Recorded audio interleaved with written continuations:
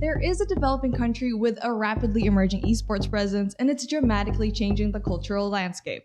How can a city in Poland be a blueprint for these countries?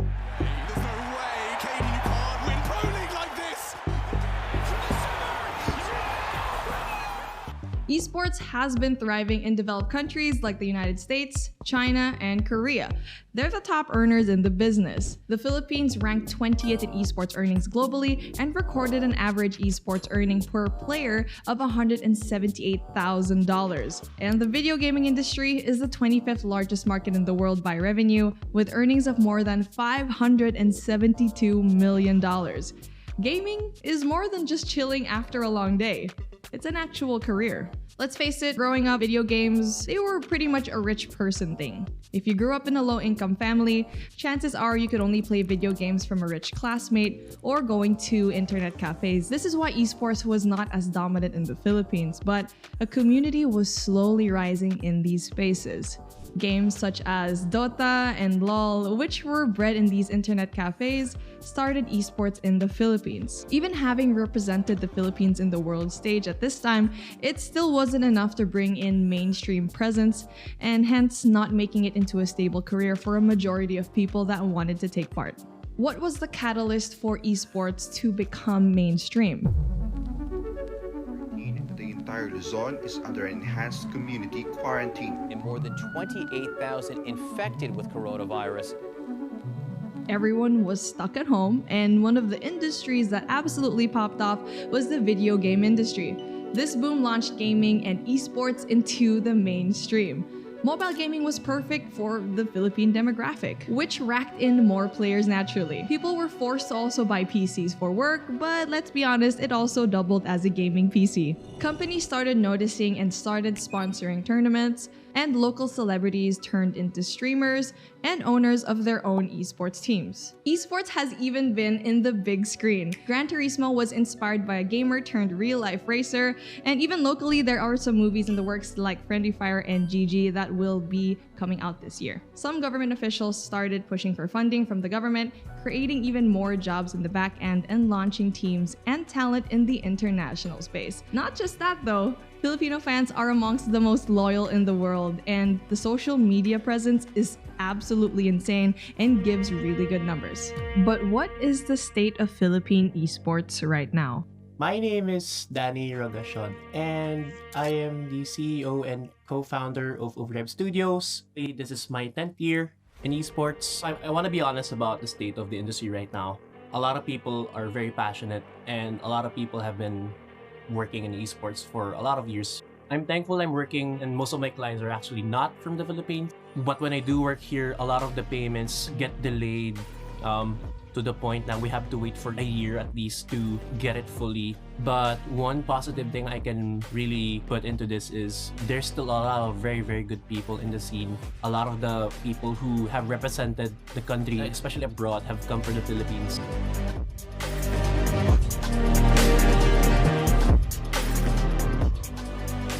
Pro players and teams started to get opportunities to fly out into other countries to represent the Philippines, and that's absolutely a great thing. The demand is there, but unfortunately, technology and government policies are having a hard time catching up, especially when you have this. Right here is the Philippine passport, and you can't really get to much places, unfortunately. And in return, a lot of these teams missed out on once-in-a-lifetime opportunities. Not a lot of people will have the courage to say that there isn't a lot of money in esports, especially in the Philippines, because we really didn't had the solutions as to how to monetize a lot of the people who are passionate about supporting esports. Like, a lot of people get esports access, like esports content for free.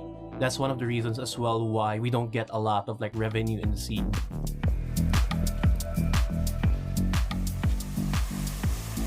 It's a travesty to also get paid on time, if you are getting paid. For freelancers, we turn to working for foreign companies to kind of have that taste of stability.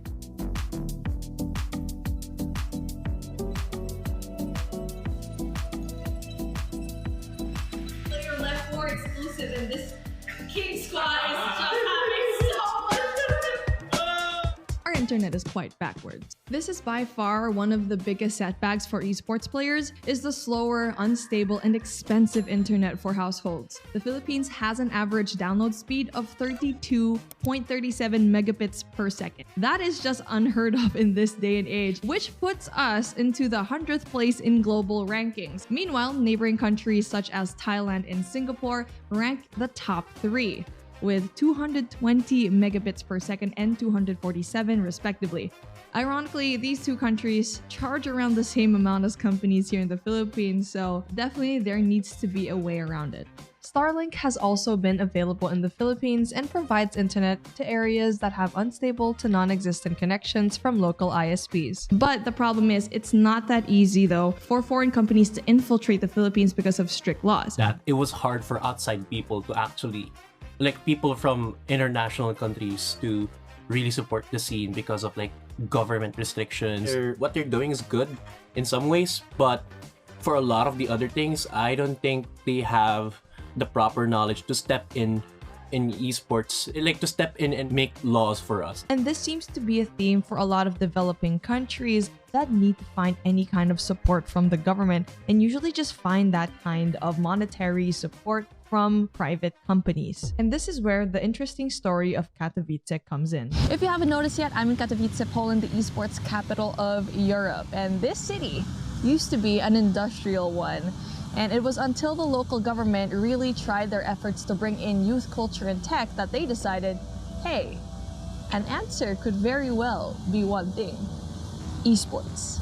Red Bull actually made a documentary about this certain situation that was pretty cool to watch. It's just 8 minutes. I'm gonna put it down in the description, but it gives a really good insight as to how the city was before esports happened versus after to what it is now. But what makes Katowice really special for esports? It's in Central Europe. It's super easy to go there if you're from the east, the west, or anywhere in Europe. You can just go in via train. It's so easy. I'm so jealous of how easy it is to get to places in this area. Venue, Spodek Arena, literally right there, like what I pointed out before. It can seat up to 11,500 visitors. Any gamers in chat? Of course, this city is just living and breathing esports, and there is definitely an active esports scene here. But the question is, does Manila or any city in the Philippines actually meet this criteria? 1. Location. The Philippines is located in Southeast Asia, generally long flight times for Westerners, but visas are not strict. Venue.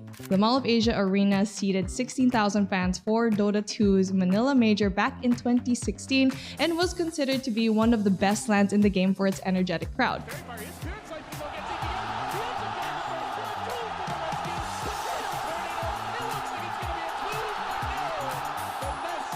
Any gamers in chat? Heck yeah! Filipinos love gaming, especially mobile games. We have one of the richest communities here in terms of mobile gaming because of how accessible phones can be. Staying true to the Filipino fascination with mobile games, Mobile Legends Bang Bang is leading the pack with the MPL Season 11 2023, garnering 980,000 peak viewers. Insane. PC gamers are also rapidly growing due to the increase in buying power, and people can finally get their own setups. Valorant is reviving the FPS scene in the Philippines, which is really great to hear. In the future, it would be great to see a place in the Philippines as a hub for gaming and esports to attract even more tourism and foreign investment to attract companies like ESL. The Philippine Esports Organization proposed an economic zone that will house a studio where esports events can be broadcasted and bootcamp facilities where local esports athletes can train. On the micro sense, it definitely makes sense, and there's definitely a lot of work being put right now. It needs to be a holistic effort from these companies and lawmakers for how the esports ecosystem will look in the Philippines in the crucial incoming years. I hope that the blueprint of Katowice can entice these lawmakers to make their city a hub for esports.